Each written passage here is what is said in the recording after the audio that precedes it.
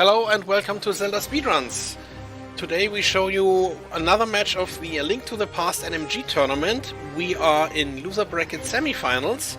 Matchup is Fricker22 versus Eriror. Commentators for this will be Rob J. Beasley and Greenham. Say hello. Hello. Hello, hello. What is up, gamers? How are y'all doing out there? How you doing today, Rob? Yeah, pretty good. Yourself? Excellent. I am stoked for this race. We got two of the best here for you. As our restreamer mentioned, we are coming down to the wire here. This is the losers brackets finals, actually. The winner will go on to face the other member left standing in this tournament, who is Boyne. So definitely coming down to the wire here. It's pretty crazy that we are finally nearing the completion of this tournament, and it has been an excellent one so far. So hopefully we've got another great race coming in here for you. Yeah, I'm sure it will be. We've come a long way in these few months. Yeah, for sure. It's pretty impressive, honestly, how efficiently and quickly this tournament has been executed, and that is due at least in part to all the admins who are involved with it. You know, just the structure of the tournament and just everyone staying on top of it and getting the races done. So big shout outs to everyone involved with putting this on. It's been an absolute joy to watch so far. Yeah, it's all gone very smoothly. It's been a good time, both to play and to watch. So we are underway here. A little bit about how these two runners have come to face off against each other. Interestingly, they both ended up here as a result of Boyne. Boyne beat both of them to send them down into the lower bracket. So whoever wins here is going to end up rematching with Boyne to hopefully maybe get a little bit of revenge there. But both of these runners have had a really, really impressive run to even get to this point. Eri had to beat Chex and Andy and Dow before losing to Boyne to get here, and then Fricker beat Fox in the upper bracket before losing to Boyne, and then went on to beat Owase, Linko, and Dow to get here. So just a whole host of really, really talented and impressive runners that they've had to defeat just to even to get to this point. So just a very commendable run for both of them to get here. Yeah, for sure. There are some very good players in this tournament, and yeah, however you get here, you're going to have to take some of them on.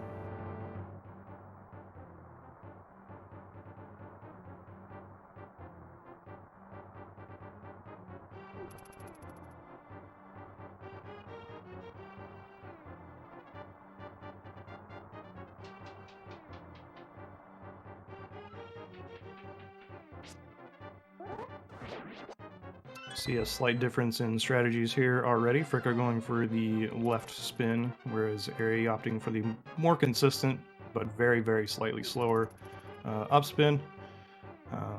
The nice thing about the left spin is that you really don't have to worry about the RNG of the aggro of the guard, so that is kind of one of the benefits of it, but it is much more difficult to execute. So, and that is one thing we will definitely be looking out for as we go through this run, just the difference in choices of strategy. Eri tends to be a guy who sticks to more consistent strats for the most part, and just tries to do that each and every time, whereas Fricker, I think, is just a little bit more of a risk taker.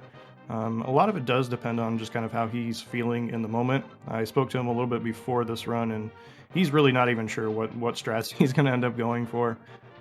It's just going to be, kind of based on how he's feeling at the time and whether he feels confident in going for it as they are approaching the ball and chain right here. Yeah, looks like we're going to see 8 slash from both runners here, and it goes pretty well on both sides.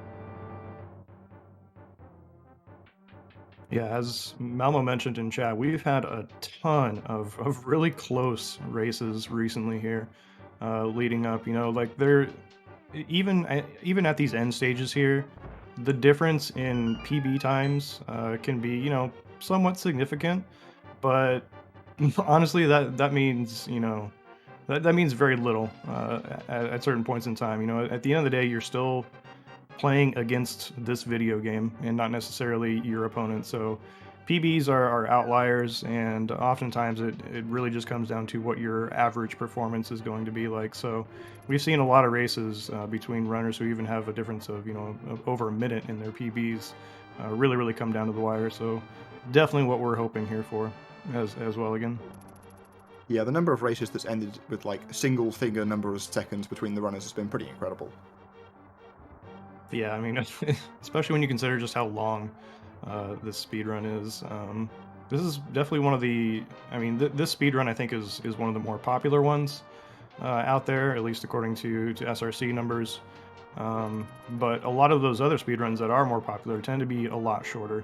So this is kind of one of those outliers in this category, being somewhere around an hour and a half. But with these runners, we'll be expecting them to finish a little bit below that mark.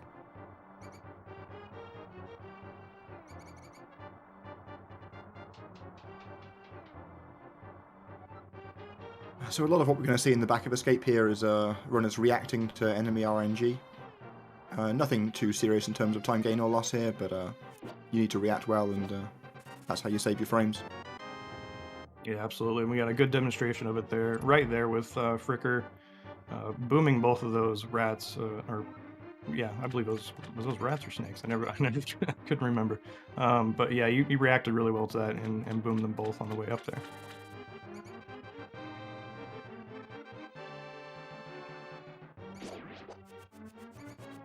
The cooperative key rats on both sides there too.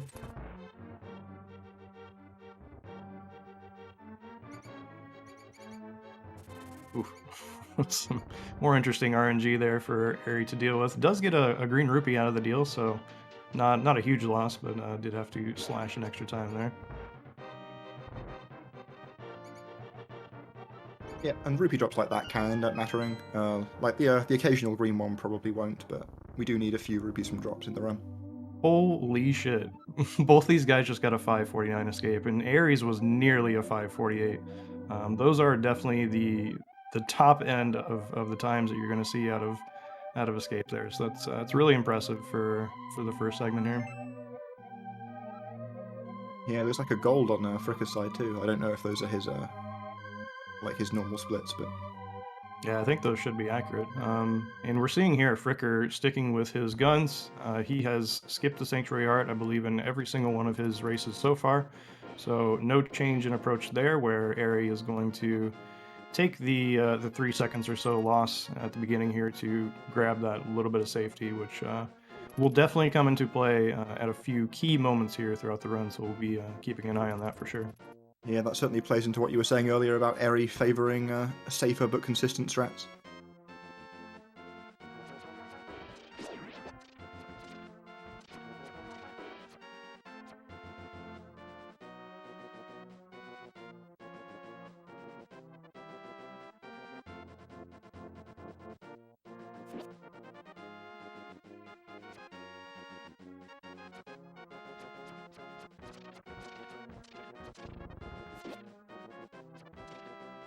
Yeah, I mean, there are definitely 123 runners out there. I think even, I want to say Doomtap's most recent 123 PB does have Sankart. So it's not one of those things that's going to be the difference between you getting 124 or 123 or really any of those cutoff times or barriers. So a lot of it comes down to, yeah, okay, you've skipped the heart, so you've saved those 3 seconds, but how many times are you going to have to play it a bit safer or pick up an extra heart here or there because you're worried that end up, eating into that 3 seconds that you've saved? So it's kind of a, it's one of those things that's a very personalized decision in how you want to approach the run, but Fricker is one of those guys who definitely just wants to go all out for the most part.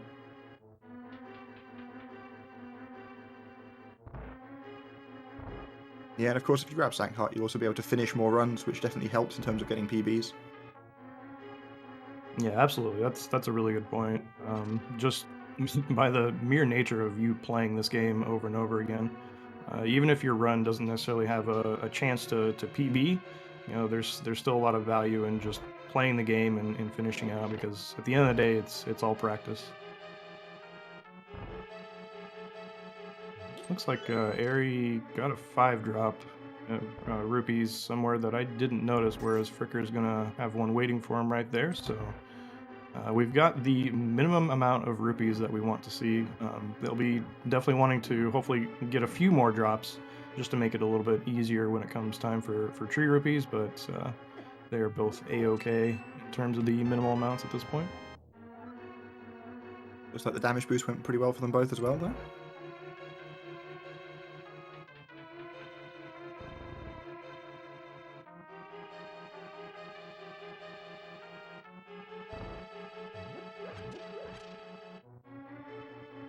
Coming up on the back part of Eastern here, I feel like this is a somewhat underrated segment of this dungeon in terms of difficulty. These rooms they definitely have some very subtle stuff going on in order to get the most optimal times, and then there's a lot of RNG involved with the ZGR room coming up here, so this is actually kind of a fun portion of the dungeon to execute really well, but its difficulty definitely cannot be overstated. Yeah, for sure. Like Zelda Gamer Room followed by Double Ready, so definitely rooms where you need to practice those rooms. Like it's not trivial. Yeah, there's just so many scenarios that come up, and we saw 2 very clear demonstrations of that right there. Both of them got the RNG where the bottom Stalfos walked really far right to the wall there, so had to react appropriately. Well, it looks like Fricker's setting up for Yuzu Armos here. Looks like he's on track. One more arrow, nicely done.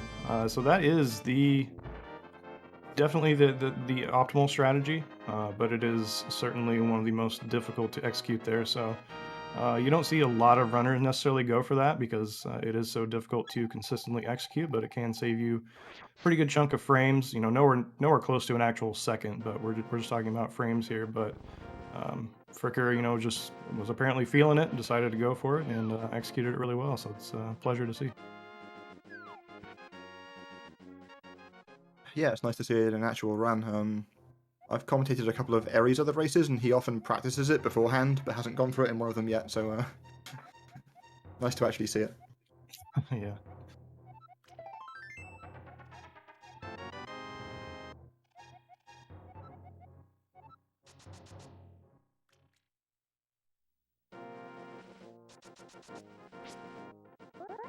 The first spin dash of the game. Fricker gets it, Eri gets it, nicely done. Now we're moving at super speed.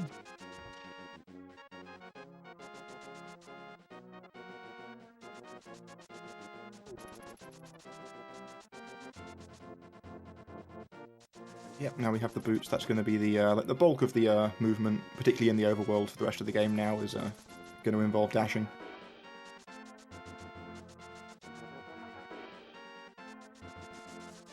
Yeah, a lot of it's going to come down to really maximizing these dashes as much as possible. As we see another difference in approaches here, where Fricker is going to go for this spin dash, whereas Eri is just going to opt for the more consistent just dashing through the screen.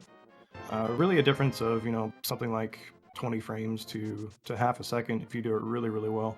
But the movement afterwards to actually control it is quite difficult. So a lot of times you'll see runners go for it and they don't really actually save time with that spin dash because their movement is kind of sloppy. So it's one of those spin dashes that you don't see a lot of the top runners that you may expect to go for it actually execute it. So just another nice little difference there to note.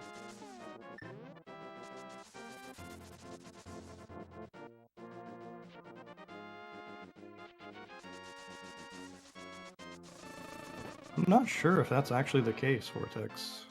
My understanding was that it's just a one and done once they actually get to the finals here. But hopefully someone who's more knowledgeable can clarify. Yeah, I'm certainly not sure about that.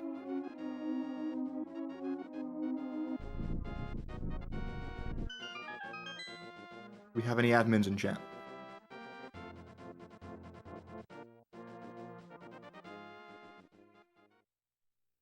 Yeah, rolling into Desert here, I don't think they're even a full second apart. This is very, very tight so far, which we love to see. It makes those comparisons of strats much more visible, and you can really see some of those differences there, which is really cool to watch. Now they are, obviously very close entering here, but I believe that's most likely all going to change once they get to the boss of this dungeon.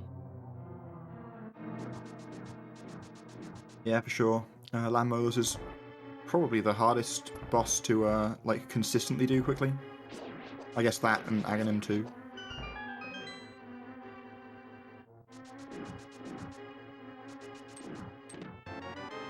Yo, the chest turn from Fricker there. Yeah, but Fricker got a bad cannonball pattern though, so dropped slightly behind. Oh, interesting. So Eri skipped those arrows there, which you don't often see, but I can understand why he did it, because he is going to end up on 27 here, which is certainly more than enough. And if he would have picked up those arrows, he essentially would have been +2. So in order to just get those 3 more arrows, probably wasn't necessarily worth the time in picking up that pot. So that's definitely some heads-up gameplay there from Mary. Yeah, makes sense. He got both drops in Eastern, so didn't feel like he needed extras.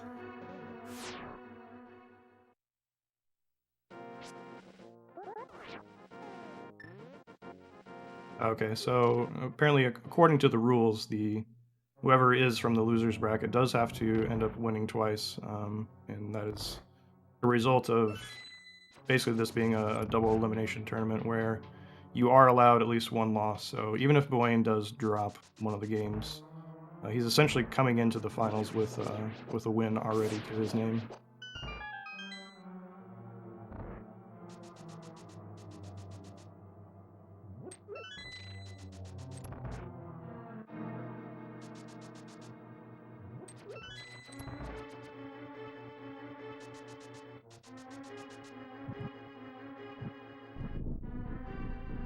And that torches here. We got about a second separating the runners here, with Eri just having a slight lead, rolling into the landmill fight. So let's see how this goes. Let's count the cycles.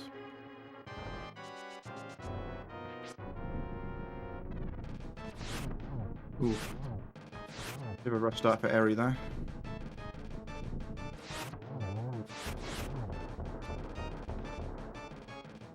Cleaning it up very nicely though. Yeah, that was excellent. Oh, he barely gets that last slash in to save the late 3 cycle there. Got the 3 there, yep. That was a couple of good fights there. Yeah, especially impressive from Eri after that rough start that you mentioned in the first cycle. They're only getting 1 arrow on that first Lamo, but got a healthy amount of damage into the third worm, and that third worm is often the most important to ensure that you have a lot of damage on, because it is going to be the last one to spawn. So the earlier you can actually defeat that particular worm, typically the better your fight is going to go.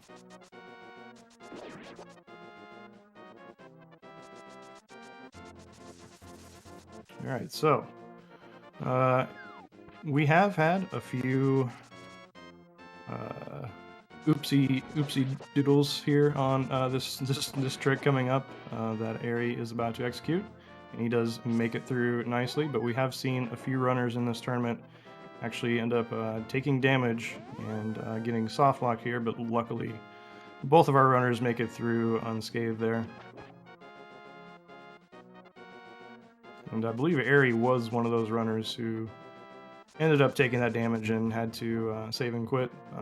Interestingly, I believe he save and quit to Link's house, and then ended up going and executing the trick again. Not necessarily a requirement from the rules. You are allowed to just go to Link's house and then go west past the castle, but he opted to just get some revenge, I guess, on the trick, and just kind of prove to himself that he could do it. But nothing to worry about like that here. Just Death Mountain coming up now. Mm-hmm. Yeah, I guess I have no idea whether it's actually faster to go back and redo Fate Flippers, or once you're at Link's house, if it's better just to do West Side Breeze. Yeah, I think technically it can be a little bit faster to just go the castle route. The only thing that really wouldn't be allowed would be to go to Sanctuary Yeah. as your save and quit location. So the rules do stipulate that you have to start back at Link's house. So we got our Death Mountain climbs here. Look like it's pretty clean for both runners so far. Fricker accidentally canceled his, or didn't actually come off cardinally, so went back to the stairs and reactivated, and he's well on his way. So Aries going to enter Hera 1 heart down, and if this squirrel is nice, Fricker should enter just half a heart down.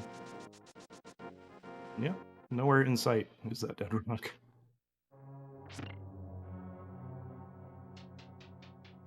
Oh, Ari cursing himself in the chat here. Yeah. Can't even blame the commentators for that one.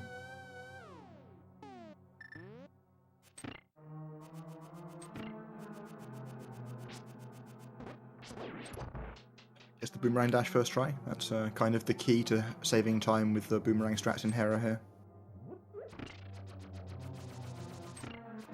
Nice. Same from Fricker.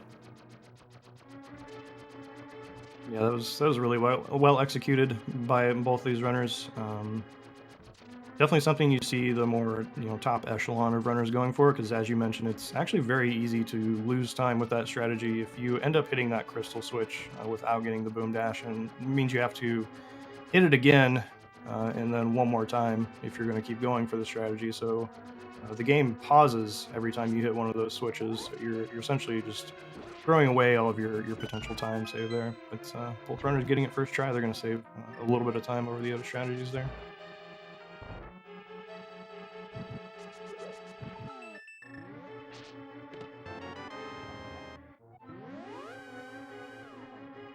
Another subtly difficult room here with the beetles.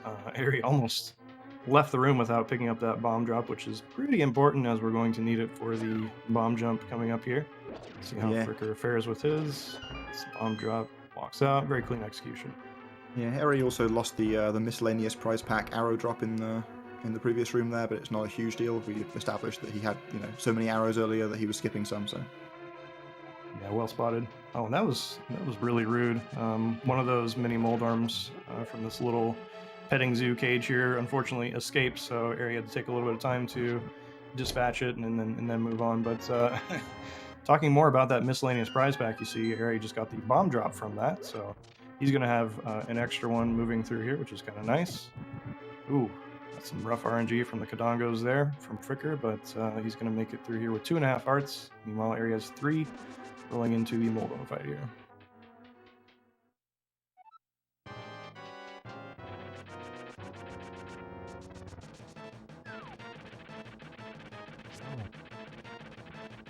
Very nicely played by Ari there. Now, looks like Moldarm is okay. If Moldarm sticks on that left side there, that can be pretty undesirable. It's one of the rougher locations to deal with, but luckily he gets out towards the middle of the arena where Fricker is able to deal with the fight, and this is what we like to see. No falls, no deaths. And we're moving on to Aga Tower. Yeah, Moldorm was reasonably cooperative there, at least by Moldorm's usual standards. So looking at rupee counts here coming out, this is where it kind of comes into play, where we're going to start pulling these trees to get the rupees that we're going to need for the first dungeon of Dark World here.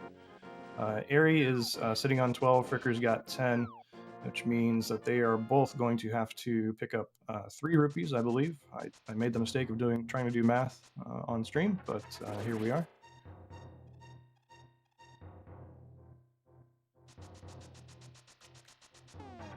Nice. Ari going for the bird shot there as his first kill for the tree rupee setup. Actually not sure what Fricker's going to have to do. Looks like he's doing the bird shot as well. Cool. Oh. That bomb almost nipped Ari there, but luckily he was just clear of it. Yeah, there were some dangerous things lurking under the bushes in this game. Yeah, some things that you wouldn't even think could fit underneath a bush, like that guard there, for instance. But fortunately, both of them through unscathed. Obviously, not taking damage is important in this segment, because that's how the tree rupees work. We need to not take any damage between the first and second tree pulls in order to get the red rupees.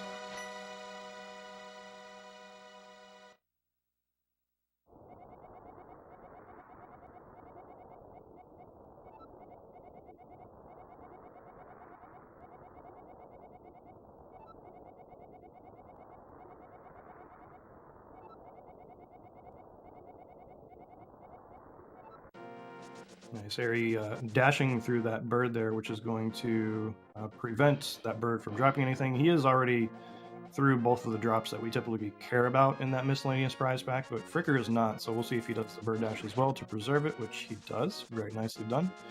The window to do that is pretty large, but since you can't actually see Link, you have to use some sort of other visual cue.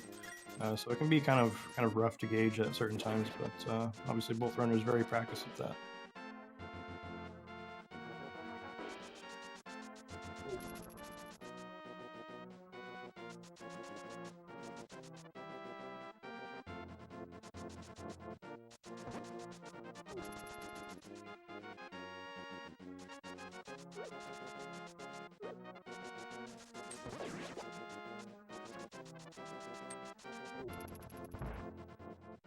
Looks like we should be seeing both runners enter the tower here with full health, which is nice. There's a couple of rooms that sword beams are very helpful for early on.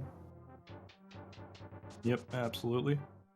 And this is one of them right here, that beam to the right to get that guard in a good spot to where we can actually double spin them. And there you see Eri dash killing those guards to also prevent them from dropping their prizes, which we want to see later on in the run, as they're a heart and fairy. Fricker doing the same. Nicely done on both sides, so those drops are now preserved for Turtle Rock when we want to see them. Eri made it through Dark Maze and still has beams. If both of them do it, I'm going to call shenanigans. I don't think that's allowed. And the chest turn too. Very nice. Looks like Fricker has aggroed some enemies, but got away with it.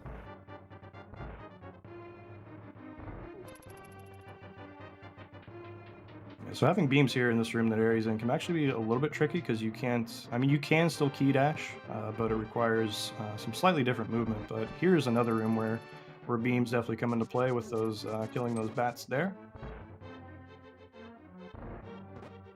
And here as well, where you see that double beam on the bottom guard. This is actually insane that we're seeing both of them still maintain beams throughout almost the entirety of Aga Tower here. Yeah, it's been a super nice tower. Oh no, I jinxed it. So close. Yeah, you see Eri beaming that guard off of the bridge there, which actually may seem like it's pointless because you could just, boomerang stun that guy. But it actually does end up saving a little bit of lag frames in that room, so it ends up being a little bit faster. And this light world from Eri has been pretty dang insane. And Fricker not too far behind as well. He's actually ahead of his PB from what I can tell. So, and Eri's running against 122 flat splits, so he's running against his summer best right now. So looks like 27-18 entry into the Aga fight here, which is just crazy good light world. Oh yeah, he's running at 122 flat, isn't he? I was thinking it was his 122 target splits, but no, it's 122.00. Yeah.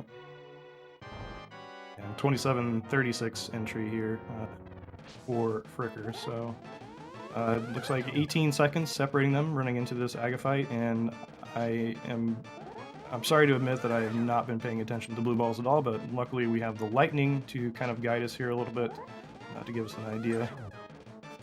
Yeah, unfortunately I was spending too much time looking at splits and not enough time looking at balls. I'm sure chat will bail us out. It's no big deal. Eri's getting rough. Yeah, I've seen a few, at least 2 if not 3 from Eri so far. Oh, this is tragic. It was like 5 so far on Eri's 5? side. Yeah. Fricker's not getting great RNG either. Oh, and we're done. That must have been 4 for Fricker, maybe? Oh, 2. Okay. I totally miscounted. I thought there was another lightning cycle there. Thank you, chat, for helping out. Appreciate it. Well, 2 versus 5 is approximately 24 seconds in Fricker's favour there.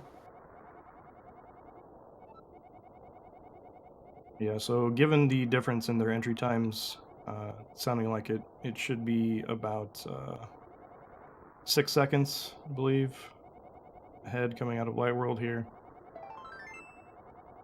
I think Fricker is definitely going to be ahead of his PB. He had 3 blue balls in his PB, so he's now 25 seconds ahead of his PB going into Dark World here. So best of luck to Fricker. Hopefully he just, you know, I'm pretty sure he's not watching splits. He told me he was going to be using splits and just not looking at them. So I'm sure he knows, like, it was a pretty decent Light World, but, you know, not having an exact idea can definitely be helpful for the nerves. Yeah, certainly. I mean, I'm sure he'll know he's ahead, but perhaps not the extent. I mean, ahead of his PB. He might not know he's ahead of Eri. Right.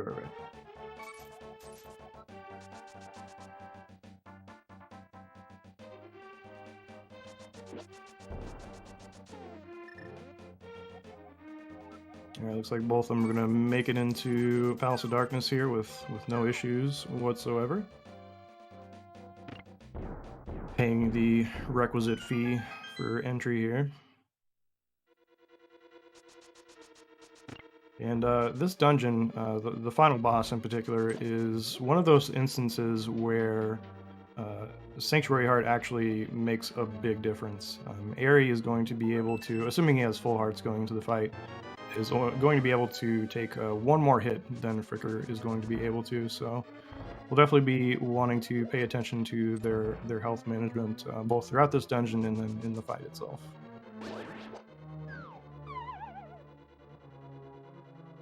Still no drops for Fricker from that miscellaneous prize pack that I've seen so far. I don't think he's actually gotten any of those drops yet, but it's very possible I've missed it. Yeah, I haven't noticed either. Possible they're still waiting.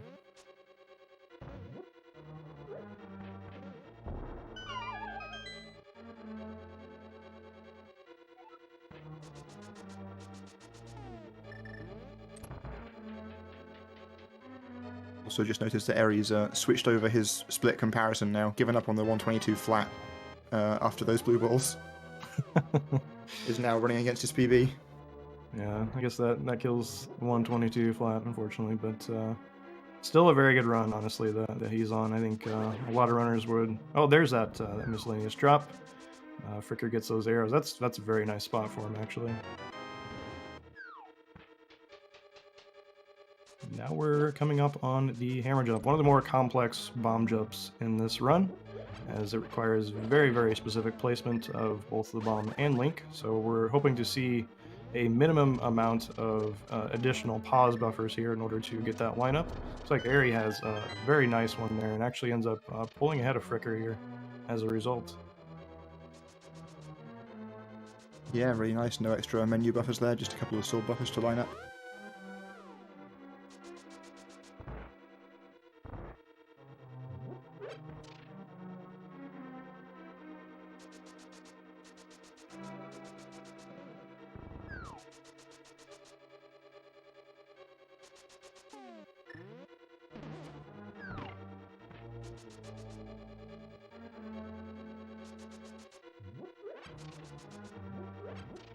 Coming up on another very difficult room that takes a lot of practice to get good at. These mimics here. Pretty much any time you encounter mimics throughout this game, it's a difficult room. Yo, that 10 drop for Eri. That's very nice to see. Yeah, absolutely. I guess, yeah, having gotten both of the drops in Eastern, it makes it much more likely to get the 10 there. Yeah, exactly. Yeah, very, very small difference in time here at the eye statue. So both are sitting on full hearts, so both are going to be able to utilize beams in the basement here. But as I mentioned at the top of this dungeon, Fricker is not going to be able to take as many hits. I mean, hopefully they take no hits whatsoever. That's what we would like to see. But Helma is a notoriously difficult boss, made a little bit easier by some recent tech that was discovered to extend the hammer hitbox just a little bit. So I expect to see both the runners employing that spin dash strategy to help out a little bit in the fight. But Helma can be quite unpredictable at times, and if you get fireballs that you have to deal with, it's a very difficult fight.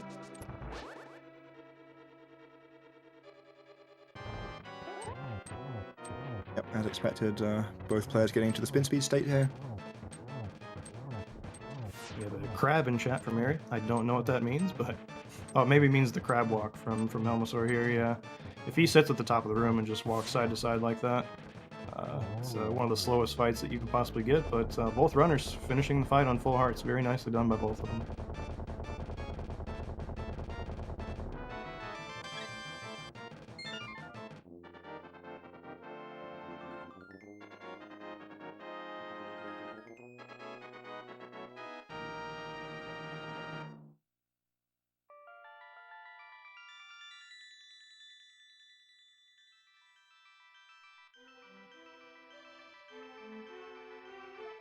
Well, since there's nothing else really to talk about in this cutscene, I guess we can talk about their crystal catches. Very, very minor difference that this makes, but you can see that Link's head is a little bit closer to the crystal on Eri's side than it is on Fricker's side, which means Eri had a little bit better positioning on his crystal catch, which ends up saving just a very minuscule amount of frames. But it's one of those things that runners kind of talk and sometimes obsess over, maybe a little bit too much, but just one of those very, very small things that you never really notice if you don't watch a lot of these speedruns. But if you see a runner trying to position themselves very particularly when they catch the crystal based on where the boss dies, that is why they're doing it. Yep, and it's it's a way to save some frames that isn't exactly difficult, so always worth going for. Yeah, exactly. It doesn't require much effort, just knowledge, and that's a lot of this. No. Oh. Yeah, I hate to see it. Ooh. One of the worst bonks in the game, I think, because it's pretty much always going to result in you taking a hit from that doggo there, which does a whopping 3 hearts of damage. Now, we are in the Thieves Town segment, so it's certainly not one of the more dangerous segments to go through. So I think Fricker is still going to feel comfortable going into the dungeon. Probably we won't see him picking up any additional hearts or apples from trees along the way. But yeah, we'll see when the time comes. Yeah, so the thing about Thieves Town is it's not super hard to not get hit, but if you do get hit, all the enemies hit really hard. Yeah, exactly.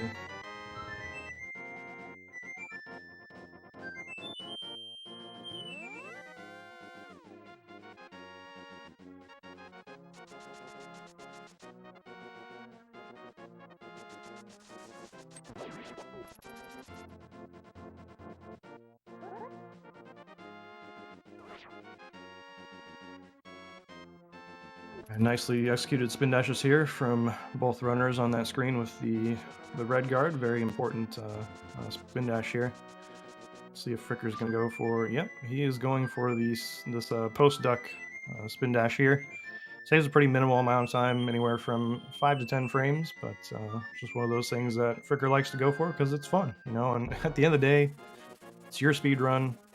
It's totally up to you how you want to execute it and what strats you do and don't do, and it's just one of those that he finds really fun to execute, so definitely can't blame him for that.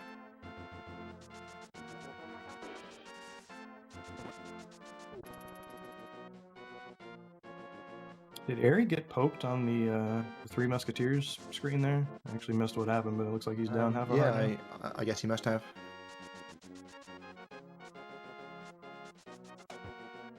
Couple false starts there on the hammer dash for Fricker. It's one of those things where, oh no, he gets the skull bush too, but at least it's out of the way. But that hammer dash, it's one of those things where if you miss it the first time, You should probably just dash and go, but as speedrunners, we tend to be pretty stubborn. And we'll just sit there and try it over and over again, like, no, damn it, I know I can do this.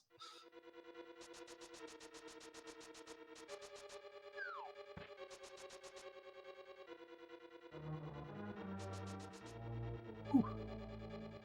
Zazak got awfully close to Fricker there. And as you said, enemies are hitting pretty hard in here, so each of those are going to do 2 hearts of damage. Yeah, and certainly being at only 4 hearts here, taking 1 hit will be pretty scary, because then you're scared of everything from then on. Mm-hmm. Ooh. Eri, just a little bit sloppy on his movement there, up to the big key door, ends up taking a hit from the fire snake. But again, his health scenario is much better than Fricker's at this point, so he's probably not too concerned with that. But this room right here that Eri's rolling into can be quite rude unless you... Come on, get out of the way! He was on the pixel and even hesitated to try to redash. Oh, Fricker taking a little bit more damage than he probably would have wanted to in that particular room. Now this comes quite scary at this point for him. Does make it through the hellway without taking any additional damage, but once he gets upstairs here to the attic, he needs to be extremely careful of these grasshoppers that are running around. Does hammer that one out of the way because they do 2 hearts of damage, so any hit that he takes here from any of these enemies is going to end up killing him. And it's especially important in this room because as you are dashing out, okay, good. If any of those grasshoppers are camping the doorway, it's very possible that you just get hit on your dash out, and there's really not much you can do about it. It's really unfortunate, but luckily he does make it out of the attic, and once he does get downstairs, there are a few potential hearts that he can pick up if he elects to do that. Well, Eternal, I've never seen a green cricket in my life. What about you?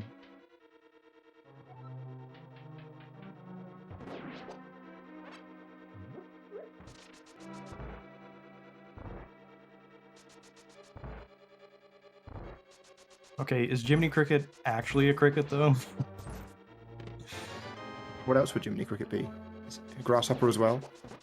I don't know, we need the Disney fanatics in here to give us the lore, I guess.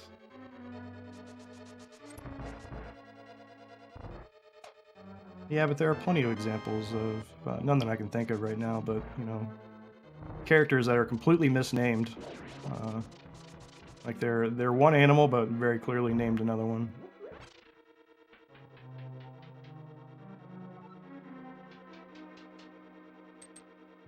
But yeah, it looks like Fricker staying on those 2 hearts here. We'll see if he picks up this safety heart here. He does not. I believe he skipped this in his last run too, when he was sitting on 2 hearts as well. The thing about that is that blind itself will hit you for 2 hearts, whereas the fireballs are only going to do 1. But this is, you know, a pretty straightforward fight as long as he executes everything well. And he does. Excellent. Yep. That's how to not take a hit from blind there. Just stay on the script. No big deal.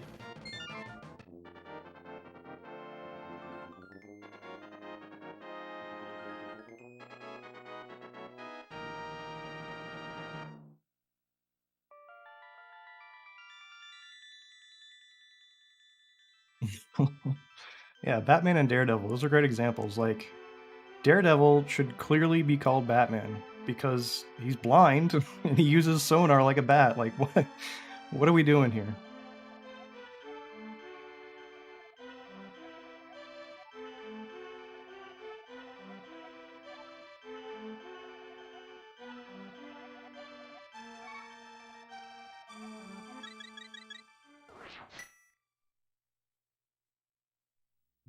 Even given all of the shit that happened to Fricker in that last segment there, he's still 18.5 seconds ahead of his PB right now.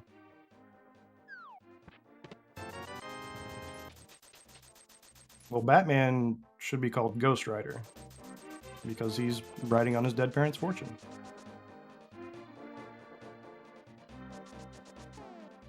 Feels like we're just kicking the can down the road here on some of these names. Exactly. I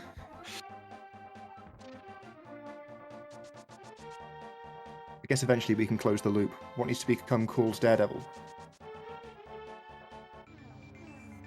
Ghost Rider should be called Daredevil. Oh, there we go Because then. he's actually a former Daredevil who did a deal with the devil. All right, you did it.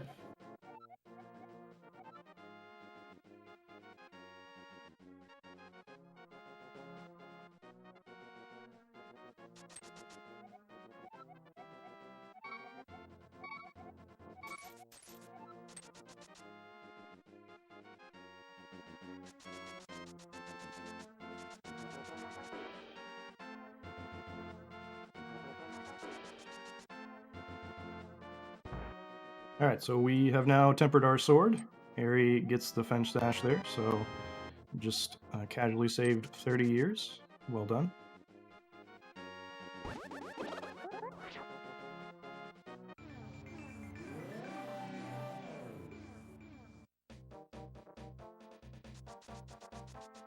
Nice. Fricker gets the fence dash as well, so doesn't lose those 30 years to Eri. Yeah, it would have been hard to come back from that.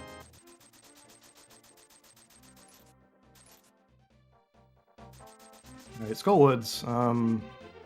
I think this overworld movement is some of the most difficult in the game. Anytime you are running through those really tight corridors, you have to have very precise dashes. It's certainly difficult, and especially when you got these ropas here, which are somewhat unpredictable in how they can come after you and attack you. It can be quite difficult to deal with. But both runners making it through nicely so far. Oh. And this is one of my least favorite rooms in the game, here that Fricker is in right now. Luckily, it only takes that one hit from the mummy there. It can often go much worse as soon as you take one hit. Oh, Eri going for the early bomb jump here. Very nice setup and well done there. Going to save a little bit of time as a result of that. I don't think that's something that Fricker goes for. Yeah, I don't think so. Fricker went for the spin setup in Hera, so I'm assuming it will be the same here. Yeah. Yep, well called.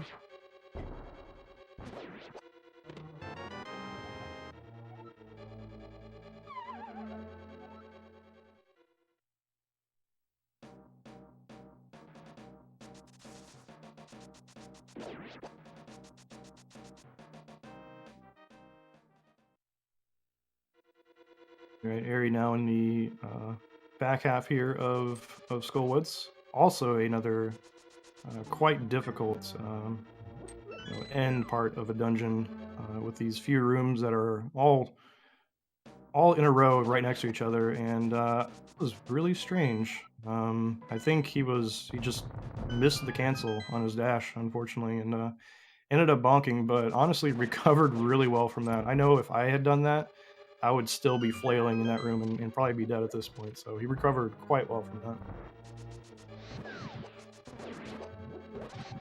Yeah, Yeah, looks like we're seeing how it's supposed to be done on Fricker's side. Alright, moth fight here for Eri. Not the greatest RNG, but certainly not the worst either. Pretty well played by Eri.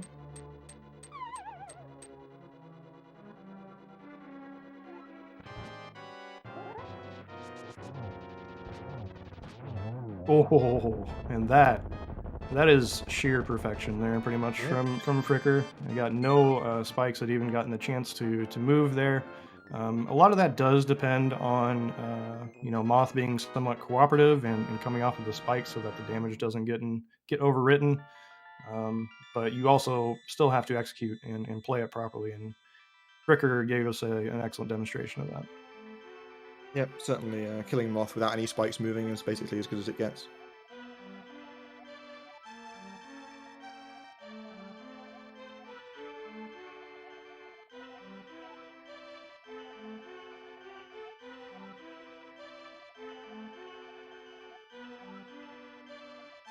Yeah, that was a 48 flat there for Eri on his Skullwoods. Let's see what Fricker's sort up is going to be 48-16 looks like. So just 16 seconds separating them. That's math we can definitely do on stream. Yeah, so still a pretty tight race here. Everything to play for. Yeah, absolutely. 16 seconds may sound like a lot on the surface, but with this game, it's definitely not. There's so much of the run that is still left. Definitely plenty of opportunities for Fricker to still catch up here. It's just only going to take, a minor slip up or two from Eri here, and this Ice Palace segment is certainly one where that can happen.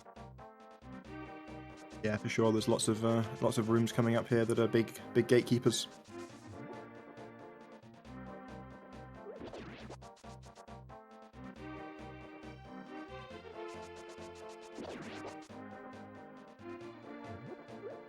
Ooh, nice. Getting a quick fish there from Eri. It's kind of crazy how far away you can be and throw that stone, where it looks like it's not actually landing in the circle, but there are no circular hitboxes in this game. Unfortunately, they can only be represented in straight lines, so if you're able to just nail that little tiny corner there down at the bottom right, you can still spawn the catfish there and end up saving yourself a little bit of time.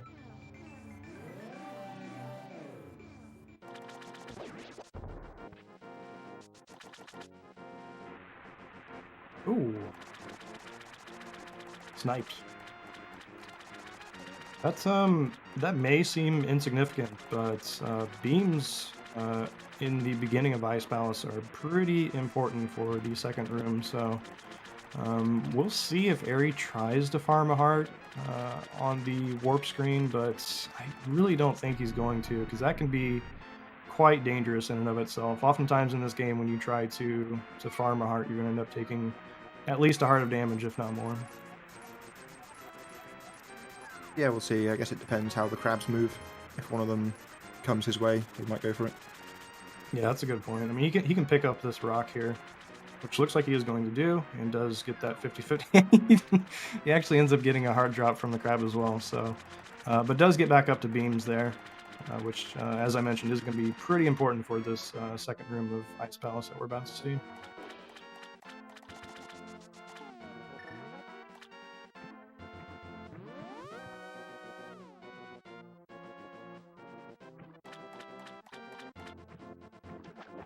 Oh, that is such a dumb aspect of this game, where it's just one of those things where you either hit the inputs at the same time and you're facing the wrong way, where you end up facing up. Like the animation happens to where you're facing up, but the fire rod shot still goes to the right. So kind of unfortunate that happened, but luckily he took the damage after he was already through the difficult part of that room that you need beams for, which is killing those jellies in case they electrify.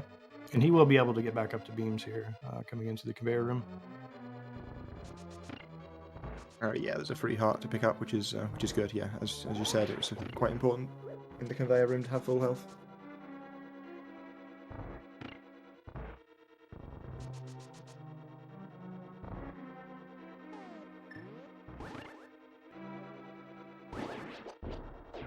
Oh, of course that jelly had to spark right at that moment. Oh no. That's really painful. Oh no! Here he just walked off the edge there, but resets it up rather quickly and is able to recover. So just a little bit of additional damage there taken. Let's see if he waits out this. Yes, intelligently just waits for the fire bar there to spin around. Yeah, on Fricker's side there, we saw what happens if you don't have beams in the conveyor room. Had to wait for the jelly.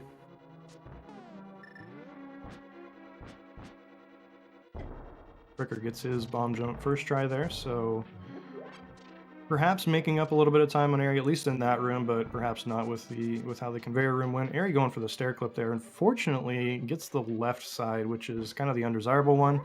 You end up taking a heart of damage, and it ends up basically just tying the optimal strat anyway. So he is on 5 hearts, so technically he can take a single hit from any of the puffs, but if he gets comboed by an ice block and then one of the puffs, that's going to spell doom for him. So Cold Stare is one of those fights that, if you do the inputs the same way pretty much every single time, it's going to result in the quick kill. So hopefully we see that for Eri here right now. Going for the single poke strategy here. Oh, interesting. He had to slash twice. I guess one of those, one of the pokes maybe Yeah, it missed, wasn't. or I guess yeah, one of the pokes was actually a poke rather than a dash poke. right. Yeah. Good call. Fricker is one of those runners who's pretty much just done the double poke strategy since the beginning. Was a little closer scary. than yeah, than we would have liked it. I guess he just missed one of those puffs instead of the other two. You noticed that the other two died, and he just had one left over, but luckily was able to finish it off.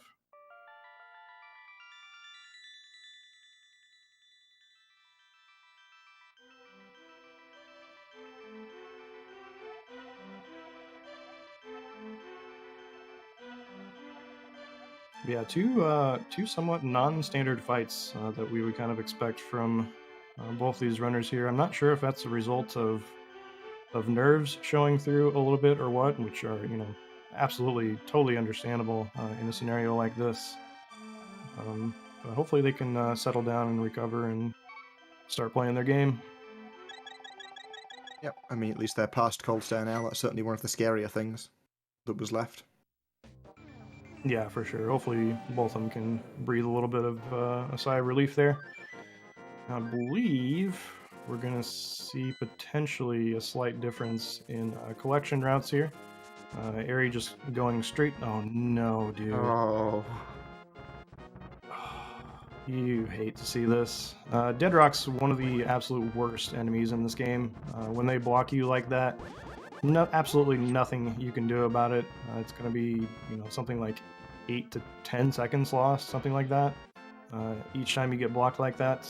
But oh no, that is one of the downsides of having that glitched super speed state, in that you will instantly quick hop any of those ledges that you touch like that. So unfortunately, that's what happened to Fricker there, and he ends up losing even more time as a result as he tries to collect ether here. So the gap is going to be a little bit deceptive between these two, since Eri has not collected ether yet, but they will sync back up eventually.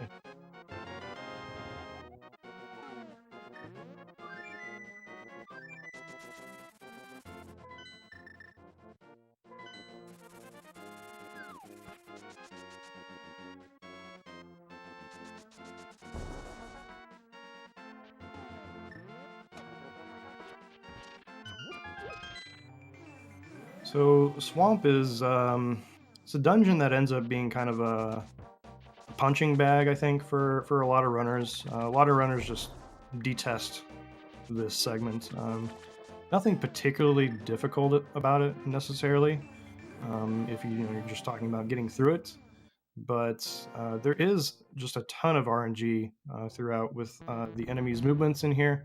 So getting to know all of those RNGs and actually being able to handle them takes quite a bit of work. But you're never really going to be at risk necessarily of dying, because a lot of the enemies in here aren't going to do a ton of damage. So, and we're quite overpowered from what we would normally be in a developer intended playthrough, I suppose. But it really is quite complex when you get down to each room here, and how to handle each of them particularly well. Yeah, that Stealthos is kind of getting in Eri's face there.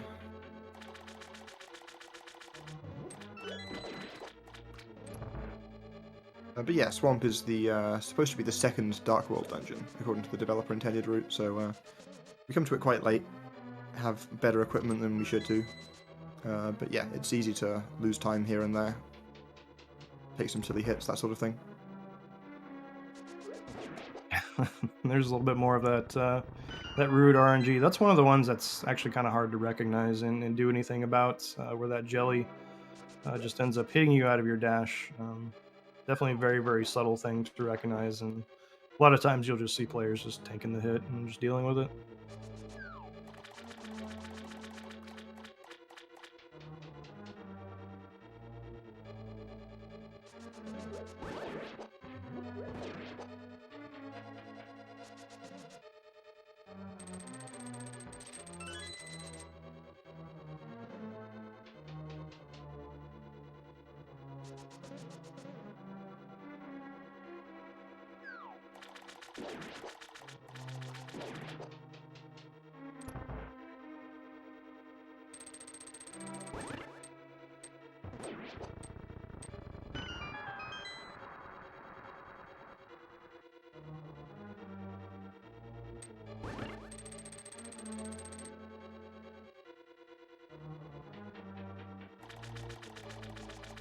So at this point, this is one of those points in time in the run where you kind of start looking at your ammo counts and what drops you need to pick up as a result.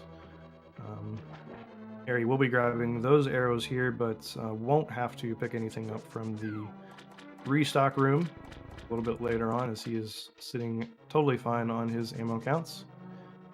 Fricker, I know, really likes picking up the chest of 10 arrows in Gannon's tower, so he pretty much always skips any extra drops that he would need here. But yeah, no... Oh, Harry does end up picking up... Interesting. I mean, I totally understand why he would grab the bomb, because he probably wants to have a backup for Spooky in case that goes wrong. So totally understandable there, and if you're going to grab the bomb, you might as well grab the arrows too, because you're already losing a second pretty much no matter what. So I totally understand the logic there. Just yeah, I that makes wasn't sense. expecting it. And it might let him skip another pickup sometime later. Yeah, absolutely. Very nice Argus fight there. It looked like he did end up getting the 0 cycle.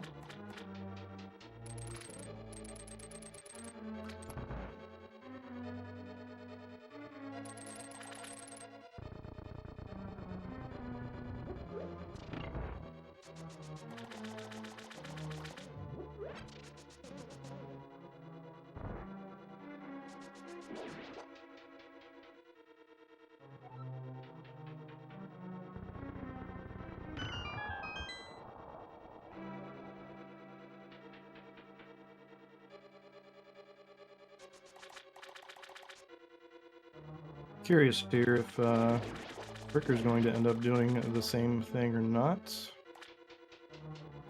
Oh, he's just gonna go.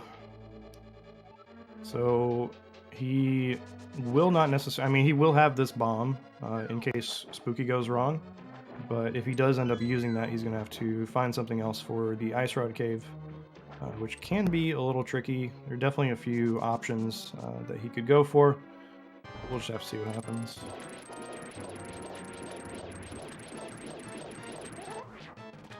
Ooh, we're getting some rude movement patterns there from Argus, where he's ending up at the bottom here, gets the empty cycle.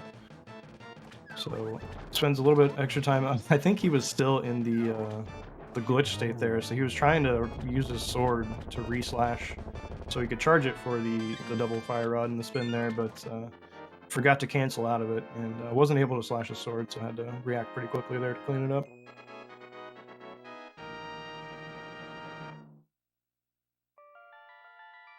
It looks like Death Mountain's been a little bit kinder to Eri than it has been to Fricker, but he did take one hit, so not going to have the full health going into Maya, possibly. Depends if the crabs are kind, I guess, in Ice Rod Overworld.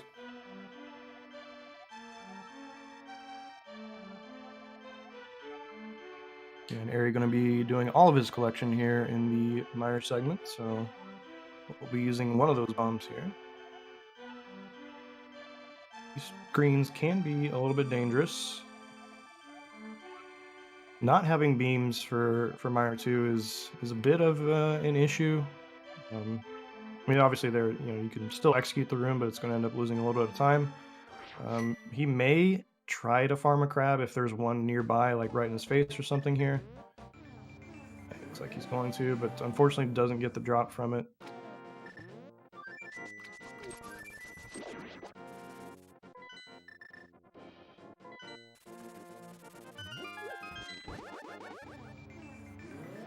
Can we get a mod to ban Apathy Duck 07, please? Thank you.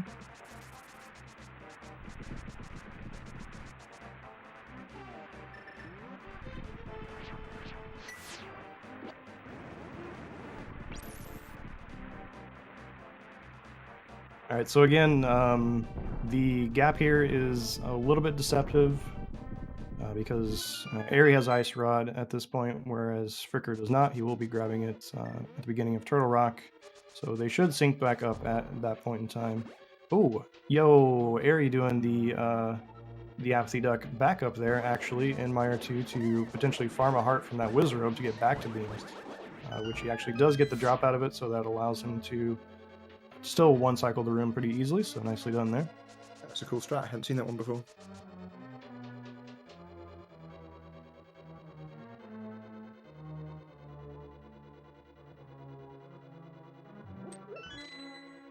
Yeah, it's one of the one of those things that that Duck has contributed to this game that I think was just something that pretty much happened entirely on accident as a result of him being an idiot, which is how he typically discovers strats. But it turns out it's pretty useful. So thanks for that.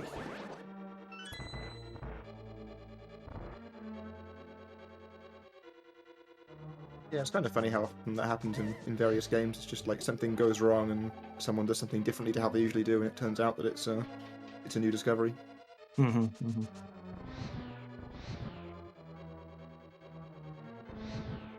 Yeah, a lot of the things that are found in this game are a weird combination of those scenarios, and then also, you know, Tassers just, you know, combing over every inch of the game and the code and seeing what potential ways we can exploit it. And then this run just ends up being a weird mishmash of those sorts of things. But in the end, it ends up resulting in a pretty beautiful speedrun. Yeah, certainly most of the big discoveries come from tassing, because like when a game is as heavily explored as this one, you sort of have to get into that sort of nitty-gritty detail in order to find new things.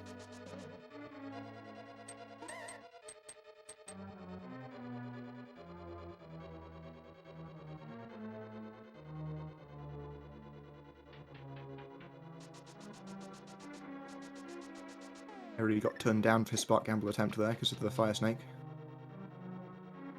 Yeah, that's very unfortunate. Fricker was able to go for it and even went for the pause buffer right at the spark there to cycle the frame roll counter, I believe is what he was trying to do there, in order to hopefully just frame roll through the spark and not take any damage whatsoever.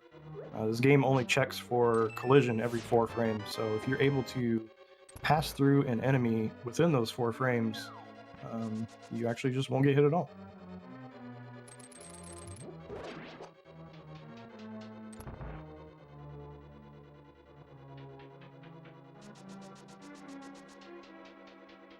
Alright, Eri coming up on the spooky setup there, kicks up dust before placing that Samaria block to preserve the altitude that was set earlier. Fricker doing the same. So now Eri's going to be able to hit the spike with a fire rod in order to actually get the AoE of that fire rod to hit the crystal switch way above it. Which ends up saving us a little bit of time in that room and a lot of time in this room since we don't have to bomb the northern wall there. Fricker gets Spooky 2 as well. Eri gets Spooky 3. Nah, unfortunately not serious. It looks like he's a little bit of behind his PB at this point. I mean, technically yes, but he's gonna have to play pretty dang well. Eri cleaning up the Vidi fight here very nicely. Fricker just has to slash this eyeball. Very nice there to actually kill those last eyeballs with slashes, because that means he's going to end up on 13 arrows here, which means he can skip the Turtle Rock pickup if he wants to. Yeah, it seems likely that he will. Eri with 20 arrows and nothing to worry about at all. Yep. So while it does look pretty close here in this cutscene, Eri is just going to be able to go straight to Death Mountain and on his way to Turtle Rock, whereas Fricker is going to need to make a pit stop in order to get the Ice Rod. So probably looking at something like a 40 to 50 second difference here once they actually do sync back up again. Yeah, I think like the Ice Rod grab is about 40 seconds, and it's that plus a little more.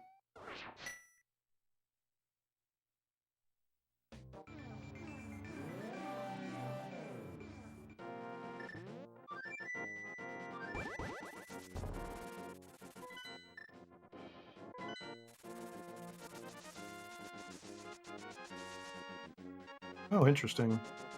First of all, that was a nice little sword climb there from Eri, but then he actually went a little bit higher before he jumped off that ledge. I think it was to get him into a more favorable position for not hitting that dead rock. Oh, what the hell was that? Yeah, that was something. Okay, all right. This game works in mysterious ways sometimes. That was just one of those moments. Yeah, it's also possible that the reason Eri went slightly higher on that other screen is because he was considering going for Waffle House drive-through and didn't like the RNG. Very good point, yeah. That's very possible. You do see a lot of runners who go for that, just big go for it no matter what, which Fricker's doing right here. Unfortunately, not able to hook that dead rock in time. But yeah, that is one of those things where you can get a subtle read on the RNG, but it's very tough to read it in time as you are moving at that super speed. Did Eri get the free quick warp? Pretty sure he didn't. Dang, TAS only. At least today.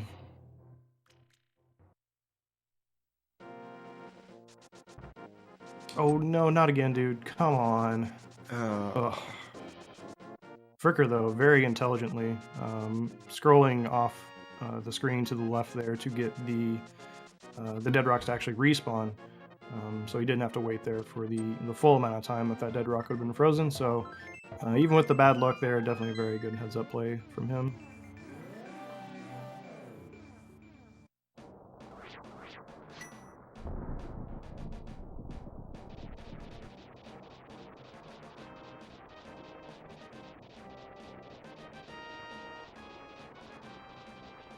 The Turtle Rock, incredibly difficult endgame dungeon here.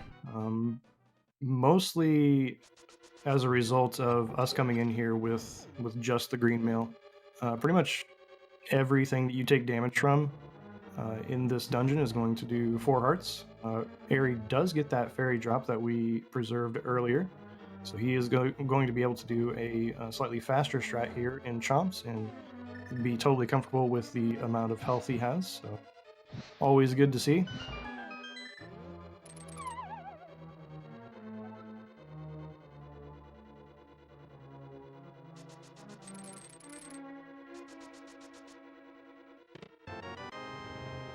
So yeah, Eri trying to grab these arrows here, does mean he will be able to skip one of those chests in GT, which will save him a little bit of time over just, stopping off to grab those arrows in the first place.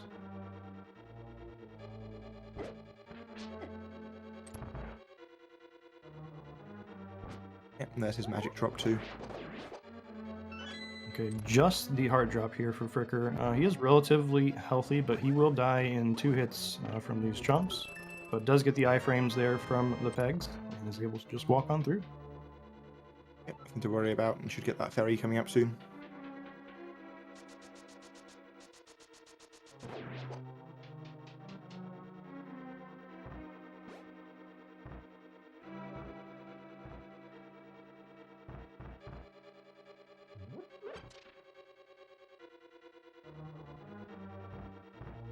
Nicely executed double pokies there from Eri. RNG, a big factor in that room. Yo, nice. Fricker does get all the drops there. Unfortunately, has to delay a little bit in order to pick them up, which got him hit by a bunny beam, but not a big deal. Yeah, both runners, full hearts, full magic. You love to see it. Yep, they should both be able to relatively straightforwardly get to the end of the dungeon from here.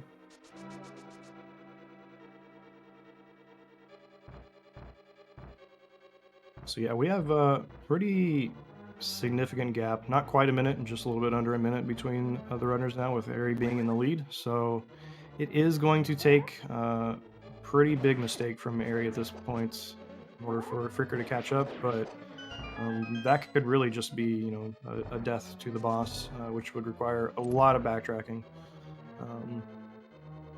Hopefully we don't see that, but anything can certainly happen here. Yeah, and with this amount of health, it's pretty unlikely, but certainly things can still happen in Gannon's Tower as well. Yeah, nobody's ever lost 50 seconds in Gannon's Tower, right? It's unheard of. Mm-hmm. I've definitely never done it on the Agatu fight alone.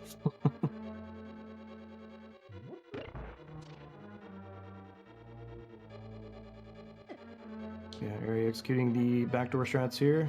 Gets juked by the Ice Head here, but is able to finish it off. It showed some nice patience there to let the head get back into the right spot to where he can hit it. Yeah, the last thing you want to do is get impatient, shoot a couple of extra shots, and then risk running out of magic.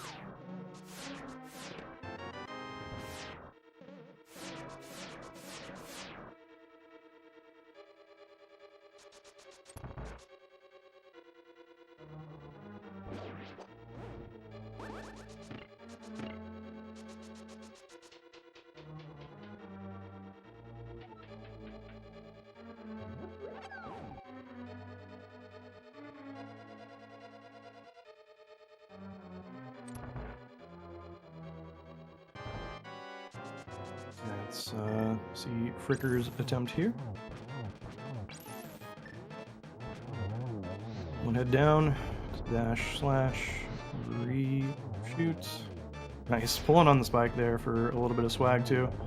Those spikes stop doing damage to you, I guess, when the boss gets into this phase. So it happens on Helmasaur as well, I believe. So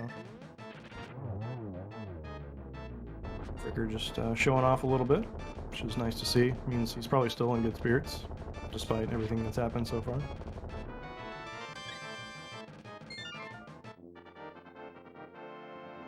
Yeah, this is still a perfectly reasonable run from Fricker as well. Like, obviously there have been a couple of unfortunate time losses, but most of it's been very clean.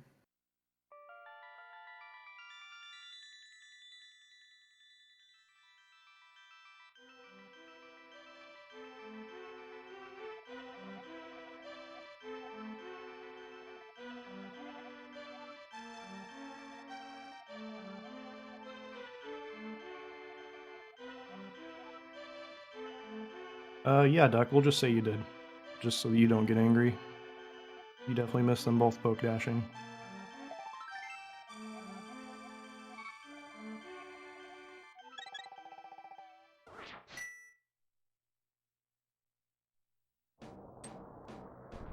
Alright, but we are into Gannon's Tower now. The culmination of all the things in this speedrun really puts you to the test in terms of all the techniques and strategies and items and everything that we've gotten up to this point.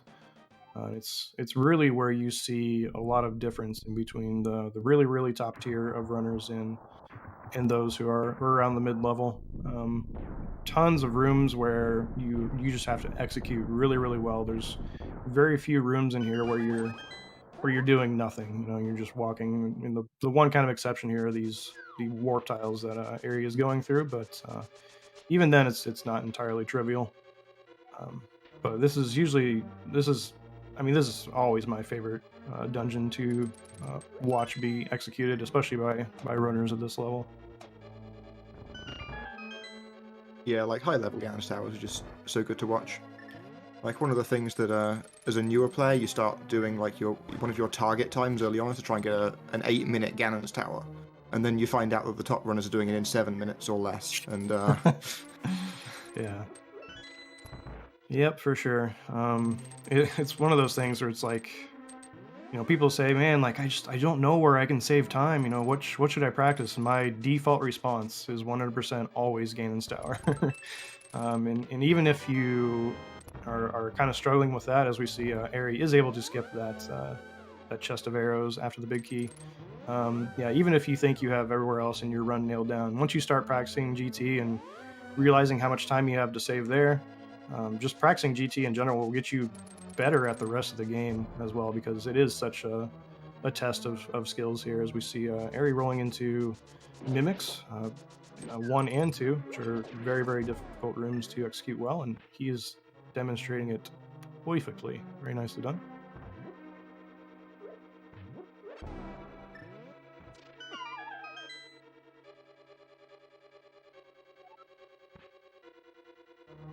Duck, please. Interestingly, Fricker did not collect the pre-Ice Armor's arrow chest.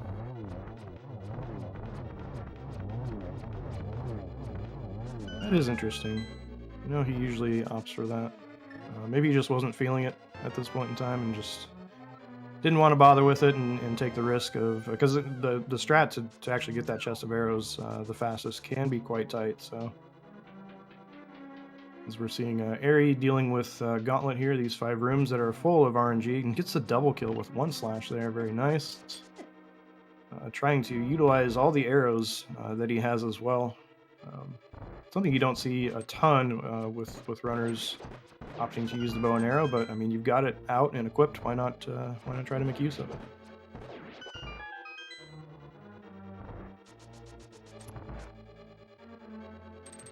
If you grind escape, your hands will fall off.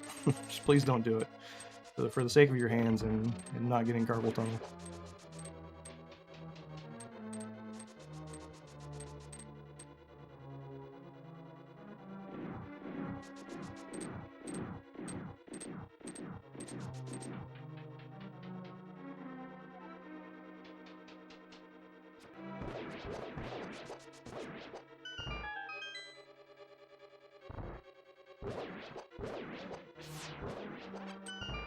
Ooh.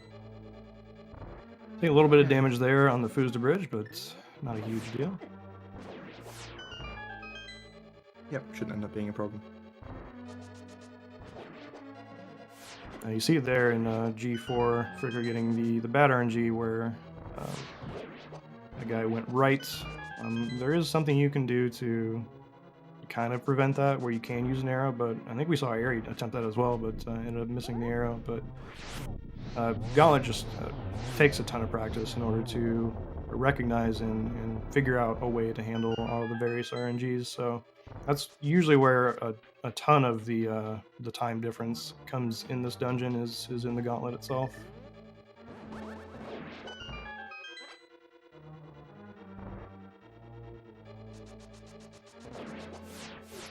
Ooh. Fortunately, that spin didn't connect there for Eri and tinked off the head a little bit. I don't think he was in the spot to get the quadrant glitch, though. Yes, so it was fine. out as well. We're going to find out. Yeah, he's good. We're in the clear. He's torch dash there from Fricker. Yeah, there's just so much going on in this dungeon. It's hard to comment on everything, but Eri now rolling into one of the most difficult fights in this game to get good at and get fast at. So many, just a wide variety of patterns here that you're going to experience. I mean, it's almost infinite, and it takes just thousands of hours of practice to get good and consistent with it. It's triple there. He just needs one more. Yeah, I think it was 1, 1, 3. Yeah. So 4 cycles there. Not the worst.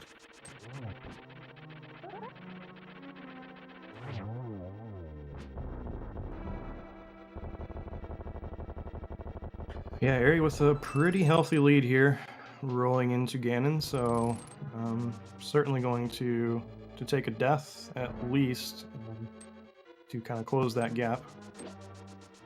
And he is only sitting on 5 hearts here going into Gannon, so obviously touching Gannon himself would result in that, or taking a fire bat in these first phases and anything else. But Eri obviously being very, very experienced at this fight, even gets the downward facing Gannon, which I know it looks undesirable, but is actually a little bit faster, as long as you know how to handle it. Which it looks like Eri does. You will see top runners actually trying to force that because it is a little bit faster. And Eri plays it beautifully there. I didn't see what Fricker's Aga2 fight was. Did anyone?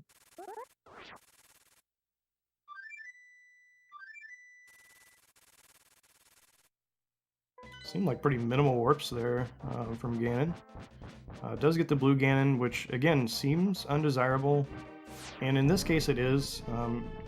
Normally, when you freeze Gannon there, you will be able to start on triples, meaning you would be able to get 3 hits per each lighting.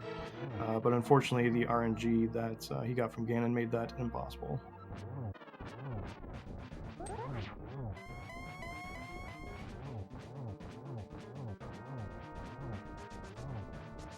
Yeah, looks like an otherwise good fight from Eri here, though. yeah, once you get into phase 4, you start to feel pretty comfortable. Yeah, like if you've got more than one hit to spare at this point, it's pretty hard for it to go wrong. Yeah, for sure. And there it is. There is the last hit on Gannon for Eri. Good game.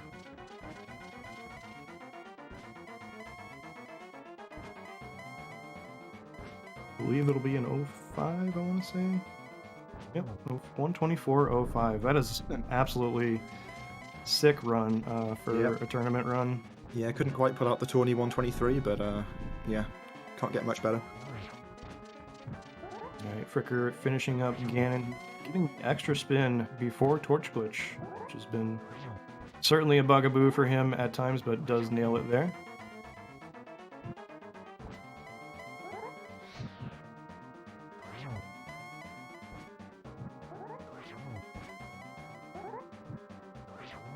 Yeah, and that's also just a really sick time considering that he got 5 blue balls, so... Yeah, that too. And we are already joined by Eriror. Yo, Eri. Nice heckin' run, dude. That was pretty good. Yeah.